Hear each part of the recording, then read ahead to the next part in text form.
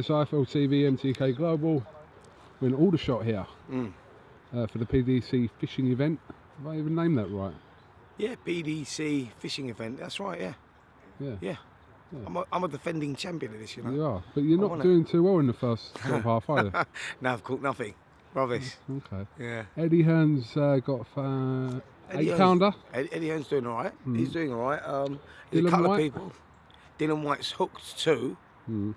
One of them by the towel. Yeah. It's unusual. And he's lost them both just as he was netting them. He's in the swim next to me. Okay. So I've heard a few noises coming out of that swim. Okay. Not pleasant ones. So you're on the same team as DILLIAN White? Yeah. But you are 2-man down? Jake Wood has not turned up. He said they've changed his scenes in EastEnders. And Paul Smith, he's not turned up. We can discuss this on the podcast, by the way. Yeah, absolutely. Which we were meant to record today. Yeah, exactly. But yeah, it's like everyone's just kind of taking a break at the moment, and then you'll kind of go and see what you can do in the second half. I'm gonna turn it up, mate. I've got a good feeling about the second half. The fish they've got in this pond, like KUGAN, like £20, £22. So if you get one, you're back in the game. Well, good luck to you anyway. Nice one. I'm You're rooting for you. Are you? Yeah, I am. Are you? Yeah, I am. All right. I'm rooting for you. We'll have a word with that Jake Wood later as Yeah, well. defending champion. Yeah, Jake Wood's let us down again. Second year in a row, by the way. Oh, really? Yeah, he said Sam's in Alf Waite's ill, so they've changed all the scenes. Do we believe him? All right. Don't know. And Tasman, if you're watching, let us know. Don't know. Yeah. All right.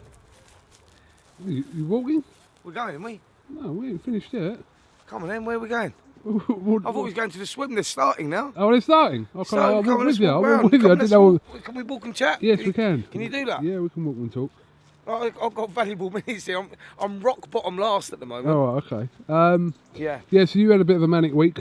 Yeah, I had a really mad week. We was up. So I helped put together the KSI versus Logan Paul event, which was crazy. Got crazy numbers watching it.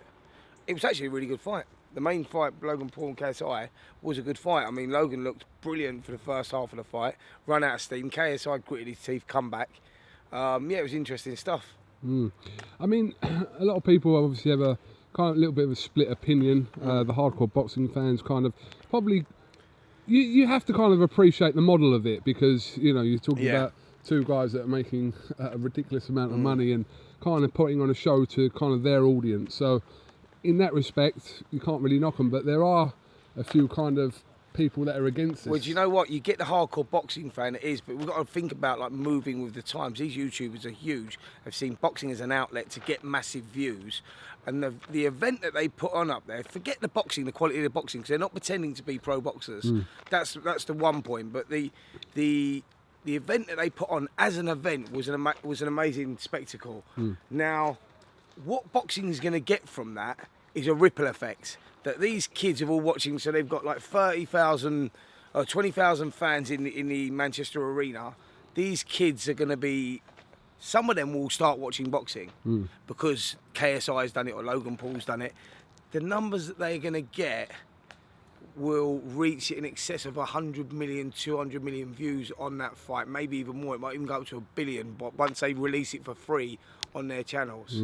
So out of that, you are going to get some boxing fans. So I think I'm sort of quite open about the whole thing. And yeah, they're not pretending to be pro boxers, but I think it'll be beneficial for the sport because it'll create a new audience. That's my personal opinion. So you think when the overall numbers, including, like I said, when they eventually put it on for the public to watch, outside of obviously the pay-per-views that it's bought, you reckon 1 billion people could end up watching that fight? Absolutely, yeah. I spoke to the agent Stuart, who says that's exactly the numbers that they're expecting. Some of these guys, like Logan's put up pieces before, KSI's put up pieces before that have had in excess of 200 million views.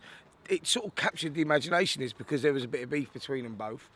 It went out, and I think they got good numbers on the night.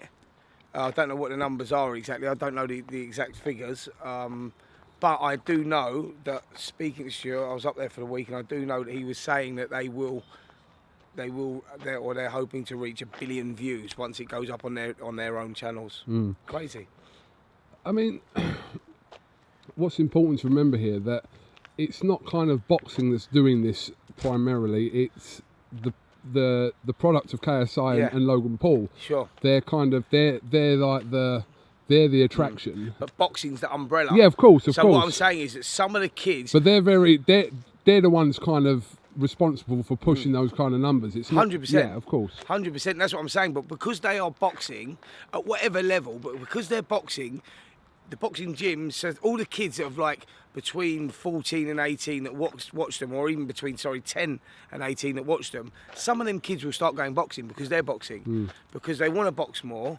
And so the gyms will get busier. It'll have a ripple effect on all the shows that we do on Sky. I think that some of them will start watching boxing. I just think it will create a bigger audience.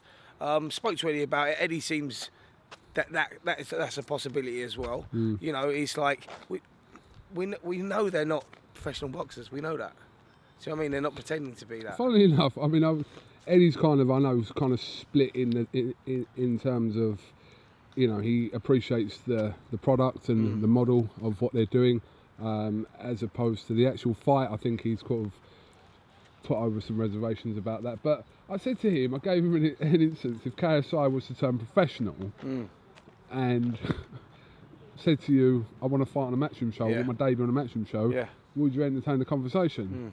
And he didn't say no to that. No, well, I just spoke to him about it, and he said that the quality of KSI and Logan Paul, especially for the first half of the contest, when they were both fresh, the standard was quite high.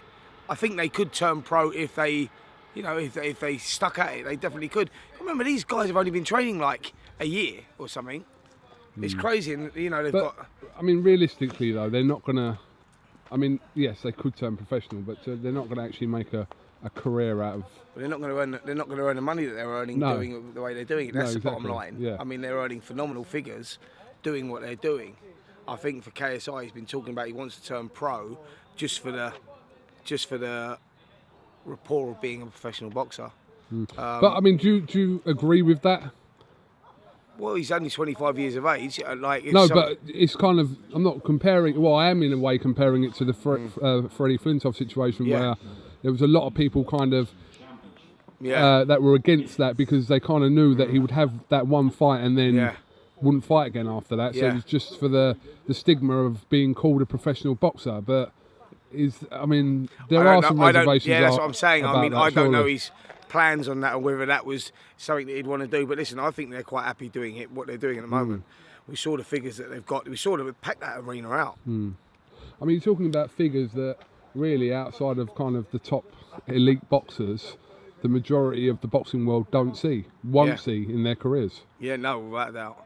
Without a doubt, I think they're competing at the very, very top. You know, you'd have to go for an Anthony Joshua fight really to get the sort of figures that they're getting.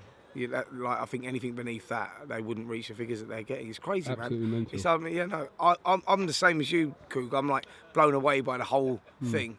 Like, it was like when we was at that event on Saturday night, it was like you'd been in a coma for 20 years, and then when you turn up at a venue, you're surrounded by famous people and you don't know who they are. That's what it was like. It was like you said there was like famous people there, but there was like that we would consider famous. Mohammed was there, Jake Wood was there, Shannon Briggs was there, Badu Jack was there. They had a mad crowd there, and the kids were running past them and running up to this little kid in glasses and a little bow tie, and they're all like, ah! And they're screaming like they've seen the Beatles or Elvis Presley. Is that what you were wearing then? Do you know what I mean? No, it's just, honestly, it's crazy, man. But I think that's the future. Yeah. I think YouTube is the future. You know, my daughter's 15 now. They all watch YouTube. They don't watch Coronation Street and EastEnders as much. Like they're all on YouTube. I mean, you're an EastEnders fan. I'll always be an EastEnders fan. I'm going to put it on Jake actually in the podcast to get me another cameo on there. Yeah, because you was on there, weren't you? I was on there a few times. Yeah, so no, I want to return to the square. I might come on with you. Yeah, why not? Yeah, why not? We'll have a stall, won't we? Yeah, we can take over the fruit and veg stall. Yeah, why not? Yeah, cool. Give Harry Holland a day off. Right. How's Dylan getting on? Dylan? How are you getting on? Come on, Dill. Look. I'll tell you what happened. So I'm in the swim next to Dylan. Dylan's hooked 2 fish. Not small fish, big fish. One of them is hooked in the towel and he's just got it just to the net and it's got away. Then he's hooked another one. He's got just to the net and it's got away. So he's not very happy at the moment, as you can see. Deal. Yeah, mate. So Spencer said that you're firing blanks at the moment. You know what I would say to that? I'd say to him, because I got the surveillance, and now let's send your missus around and see how much blanks I'm firing. But because Spencer says me, dude, I'm not going to say that. That is disgusting. That's no, if you say I'm horrendous firing talk. blanks. No, he didn't really say that. No, I I know. That's what I said Spencer with my mates. I didn't say that. That was saying that you. Yeah. Because you're only stirring shit. No, Go I'm not. stir the curry instead. Oh. By the way, I'm joking, Asian guys. Every time you say it, you've got to apologise. I think you can make the curry. Stir it. No, I'm joking. I'm joking, go on. All right. I can't really abuse you though, can I? Why?